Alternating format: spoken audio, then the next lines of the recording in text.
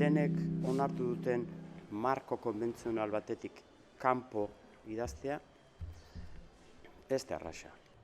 Eta izan dira oso movimentu zitala, interneten eta asko artikulu hauek komentario asko izaten zituzten, nintzean, sareetan eta eta jendeak kristonak esaten zituen batzuk alde eta kontrako asko agertzen zen, eta oso kritika kaskarrak eta narratsak egiten zituzten, askotan personari atakatzen zioten, argumenturik gabe, personari eta nerekin sartzen ziren, eta ni nintzela hau, eta ni nintzela sermolari bat, eta tipo batek inkluso nire nortasuna suplantatu egin zuen Twitterren.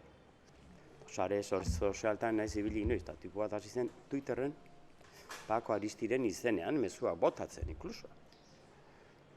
Karta bat bidali behar izan genuen, estatu batuetara, Twitterren presara, karnetarekin, ez dakiz zer, hori balio gabetzeko eskatuz eta lortu genuen. Holako eraso zitalak eta oso talante kaskarra erakusten dutenak asko izan ditut.